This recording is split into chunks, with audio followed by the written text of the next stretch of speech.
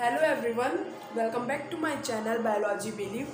Today we will start the new chapter 13 photosynthesis in a higher plants. ठीक है guys, तो आज हम पढ़ेंगे photosynthesis in a higher plant, जिसमें आज का टॉपिक रहेगा what do we know and the early experiment and also the introduction also. what do we know का मतलब है कि हमने जो 10th में एक्सपेरिमेंट्स किए थे उसको एक बार समराइज करेंगे इसमें, ताकि आगे का समझ में आए. फिर अर्ली एक्सपेरिमेंट की पहले जो साइंटिस्ट ने एक्सपेरिमेंट्स करते गए उसके बारे में हम पढ़ेंगे. तो let get started from the NCERT. All animals including human beings depend on the plants for their food. अब जितने भी एनिमल्स हैं, जितने भी ह्यूमन बींग्स हैं, सारे के सारे किस में डिपेंड है? प्लांट्स में. For their food, for the oxygen, ये सारे में डिपेंड है. Have you ever wondered from where plant get their food? अब इसमें ये बोला गया, इसमें एक क्वेश्चन पूछा गया है कि आप कभी सोचते हो कि प्लांट कहाँ से फूड पाते हैं? Obviously from the sunlight. ठीक है. ग्रीन प्लांट इनफैक्ट हम make their synthesis the food they need. All the organism depend on their needs. अब इसमें यह बोला गया है कि जैसे सारे ऑर्गेनिज्म डिपेंड है प्लांट के लिए, उसके फूड के लिए, वैसे प्लांट को भी ज़रूरत होता है अपने फूड को, अपने मेटाबॉलिज्म को जगाने के लिए. तो क्या होता है, जो ग्रीन प्लांट्स है वो फोटोसिंथेसिस कहाँ से लेगा? प्लांट सनलाइट से. द ग्रीन प्लांट मेक और rather synthesis the food they need through the photosynthesis and therefore called autotrophs. जो प्लांट्स है वो अपना फूड बाय द फोटोसिंथेसिस बनाते हैं, तो उसी प्रोसेस को क्या बोलते हैं? ऑटोट्रॉफ्स. ऑटोट्रॉफ्स क्यों? क्योंकि वो फूड अपने आप से बनाते हैं, उसको किसी के ऊपर वो डिपेंड नहीं है. और लेकिन जो डिपेंड होता है कौन है? हेट्रोट्रॉप्स. तो दूसरे ऑर्गेनिज्म के ऊपर जो डिपेंड होते हैं उसको बोलते हैं हेट्रोट्रॉप्स. ऑब्वियसली जो हेट्रोट्रॉप्स है they are all depend on the plants. Green plants carry out photosynthesis, the physiochemical process in which light energy derived an organic compound. Ultimately, living form on Earth depend on sunlight for the basis of life on Earth. अब इसमें ये बोला गया है कि photosynthesis important क्यों है? ये दो रीज़न है. पहला कि फूड सोर्स के लिए सारा अर्थ डिपेंड है किसी ऊपर? प्लांट के ऊपर. और सबसे मेन रीज़न है ऑल्सो कि ऑक्सीजन के लिए. ऑक्सीजन के लिए तो प्लांट्स बहुत ही ज़्यादा इम्पॉर्टेंट है. और ऑब्वियसली एनसीईआरटी में क्वेश्चन भी पूछा गया है, अगर हमारे अर्थ में ऑक्सीजन नहीं होता तो क्या होता? वही होता कि कोई ऑर्गेनिज्म जिंदा नहीं रह पाता. ऑक्सीजन नहीं रहता तो वो रेस्पिरेटरी सिस्टम में ऑक्सीजन ही नहीं रहता तो वो जिंदा कहाँ रह पाता.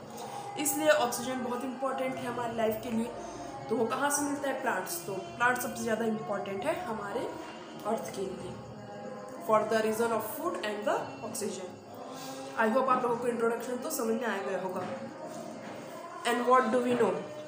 अब व्हाट डू वी नो में हम ये पढ़ेंगे कि हमने क्लास 10th में क्या एक्सपेरिमेंट किए थे.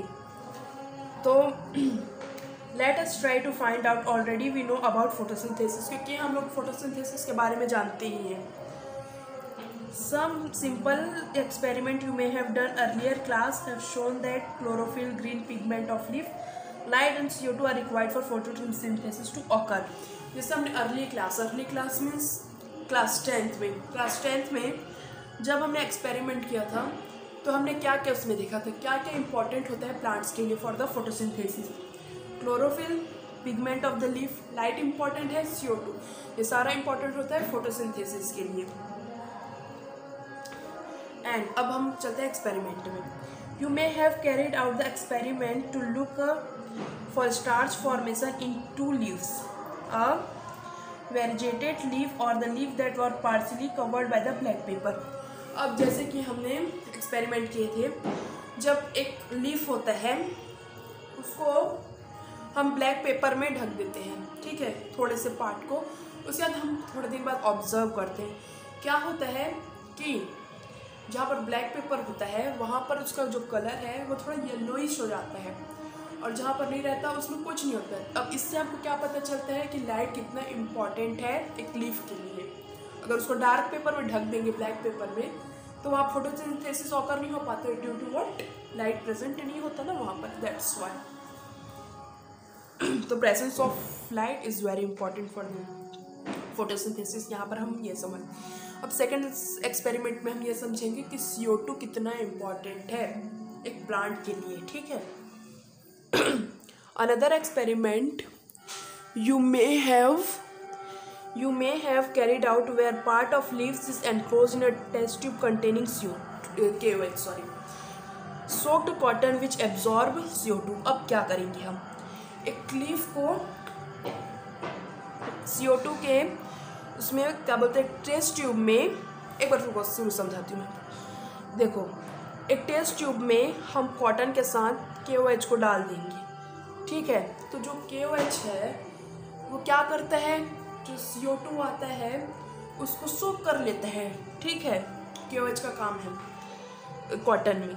While the other half is expose to air, और कुछ को हम लीव्स को बाहर कर देते हैं आउट ऑफ टेस्ट ट्यूब, और कुछ अंदर रहता है हाफ पार्ट, ठीक है। The setup is then placed in light for some time.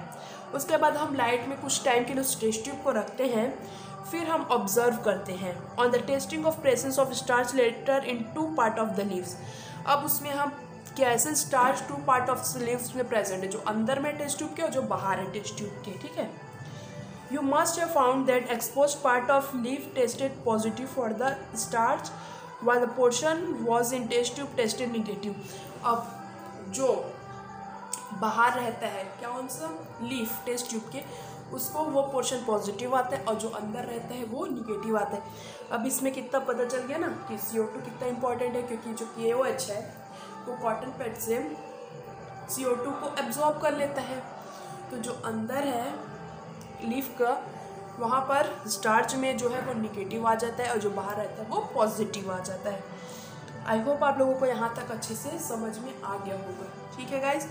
क्योंकि ऑलरेडी हमने इसको क्लास 10th में एक्सपेरिमेंट में हम कर चुके हैं, तो ऑब्वियसली अर्ली एक्सपेरिमेंट मीन्स पहले के साइंटिस्ट जो एक्सपेरिमेंट्स किए थे वो है। तो it is interesting to learn about दो simple experiment that led to gradual development in the understanding of photosynthesis. अब इसको पहले मैं आप लोगों को डायग्राम से समझाती हूँ, ठीक है। तो पहले एक साइंटिस्ट ने ऑब्जर्व किया जिसका नाम था जोसेफ प्रिस्टले। उन्होंने देखा कि पहले क्या किए, वो एक जार में उसको एक माइस को और एक कैंडल को रख दिया। तो कुछ टाइम के बाद क्या हुआ कि माइस भी ख़त्म हो गया, कैंडल भी बुझ गया, ठीक है। क्यों, वहाँ पर कोई प्रकार का ऑक्सीजन प्रेजेंट नहीं था, तो वहाँ पर ऑब्वियसली ना माइस जी पाया ना कैंडल बर्न हो पाया। लेकिन उन्होंने एक प्लांट को रखा, मिंट प्लांट को। तो मिंट प्लांट के में जार के अंदर, पैक जार के अंदर उसने माइस को भी रखा और कैंडल को भी रखा। लेकिन कुछ टाइम के बाद ऑब्जर्व किया तो उन्होंने देखा कि माइस भी जिंदा है और कैंडल भी बर्न हो रही। क्यों, क्योंकि वहाँ पर ऑक्सीजन प्रेजेंट है, इसी कारण। तो जो मिंट प्लांट होता है वो ऑक्सीजन, क्योंकि इसको ज़्यादा लाइट का ज़रूरत नहीं पड़ता, इसलिए वो यहाँ भी अच्छे से रह पाता है, ठीक है। आई होप आप लोगों को यहाँ तक तो समझ में आ गया होगा गाइस। तो नेक्स्ट लेक्चर में हम लोग NCERT से, और इसमें बहुत सारे ऐसे साइंटिस्ट हैं जिन्होंने डिफरेंट टाइप्स ऑफ एक्सपेरिमेंट किए फॉर फोटोसिंथेसिस। तो गाइस हम लोग नेक्स्ट लेक्चर में हम लोग पूरे पढ़ेंगे। So guys keep study, be happy, thanks for watching.